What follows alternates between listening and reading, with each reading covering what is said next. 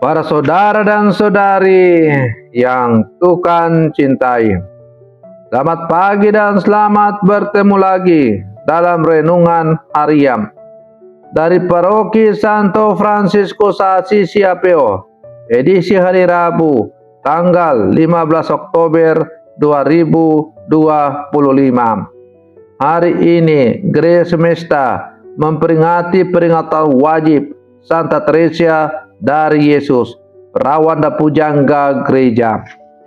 Mengawali hari yang baru ini, kita hendak mendengar dan merenungkan sabda Tuhan. Marilah sebelum kita mendengar dan merenungkan sabda Tuhan, kita berdoa.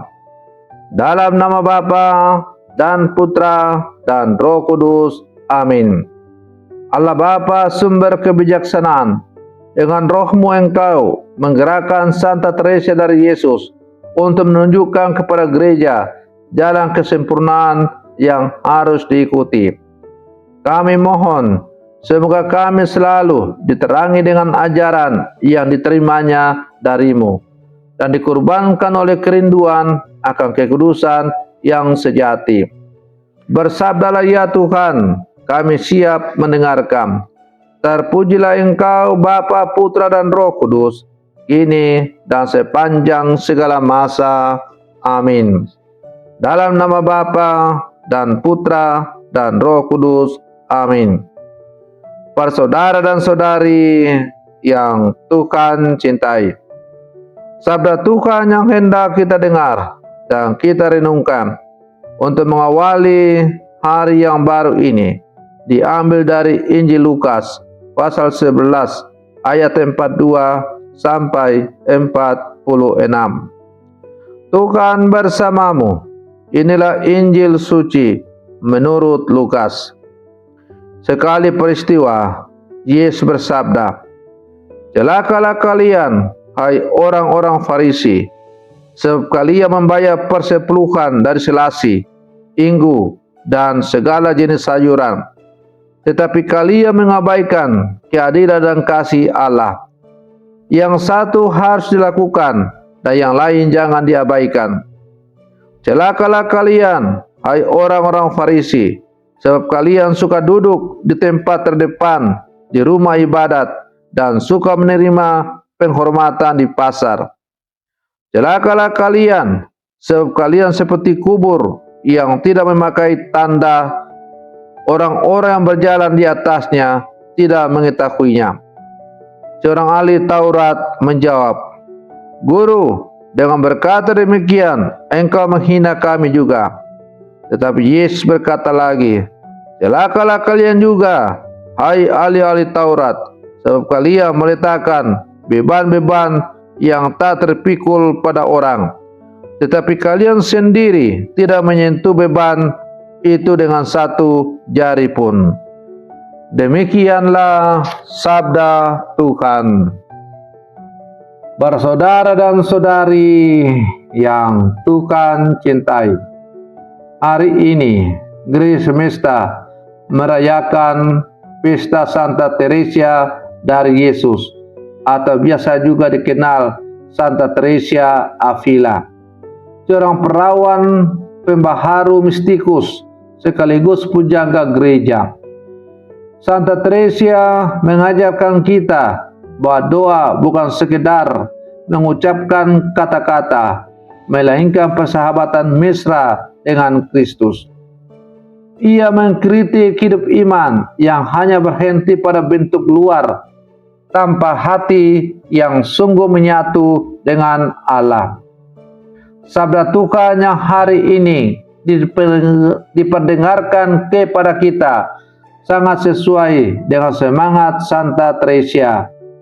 Yesus mengecam orang Farisi dan ahli Taurat yang sibuk dengan kewajiban lahiriah, tetapi lupa hal penting, kasih, keadilan, dan kerendahan hati. Mari kita lihat apa makna peringatan ini bagi hidup kita sebagai orang-orang percaya di zaman sekarang. Pertama, Yesus menegur orang Farisi. Celakalah kamu, sebab kamu membayar persepuluhan dari selasi, inggu, dan segala sayur. Tetapi kamu mengabaikan keadilan dan kasih Allah. Kritik Yesus jelas. Mereka teliti dalam urusan kecil, tetapi lalai dalam hal besar. Mereka ingin terlihat saleh di depan orang lain, tetapi lupa bahwa inti iman adalah kasih dan keadilan. Kita pun bisa jatuh dalam kesalahan serupa. Mungkin kita rajin doa, ikut misa, atau bahkan memberi kolekte, tetapi masih menutup mata terhadap saudara kita yang menderita.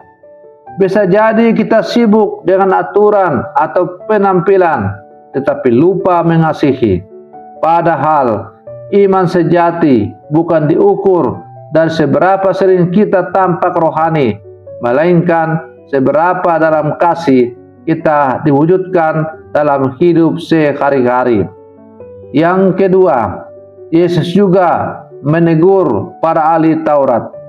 Celakalah kamu juga, sebab kamu membebani orang dengan beban yang berat, tetapi kamu sendiri tidak mau menyentuhnya dengan satu jari pun. Kritik ini menunjukkan bahaya sikap munafik, memberi aturan keras kepada orang lain, tetapi tidak mau melakukannya sendiri. Iman seperti ini menindas, bukan membebaskan. Santa Teresa Avila memberi teladan sebaliknya. Ia sadar bahwa iman harus berakar dalam persahabatan dengan Tuhan. Ia menulis, doa menuntut pendapat saya tidak lain hanyalah persahabatan mesra, sering bercakap-cakap dengan Dia yang kita tahu mencintai kita. Doa sejati melahirkan kasih, kerendahan hati, dan pelayanan. Karena itulah ia berani mereformasi Ordo Karmel meski menghadapi banyak perlawanan.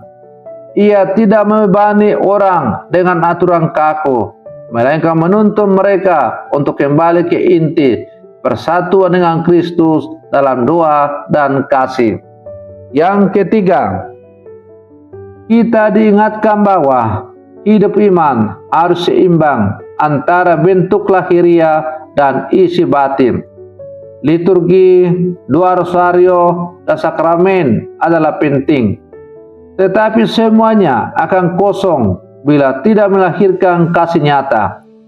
Santa Teresa mengajarkan kita jalan menuju kesatuan dengan Allah melalui doa, keheningan, dan kasih. Buah dari doa bukan perasaan damai semata, tetapi keberanian untuk mengasihi sesama dengan tulus, bahkan dalam kesulitan. Para saudara dan saudari yang Tuhan cintai, timbul pertanyaan, bagaimana kita mengkonkretkan hal ini dalam hidup kita? Jangan hanya datang ke gereja pada hari Minggu, tetapi hiduplah dengan adil dan penuh kasih sepanjang minggu. Jangan hanya menghafal doa, tetapi resapilah sehingga mengubah sikap kita terhadap orang lain.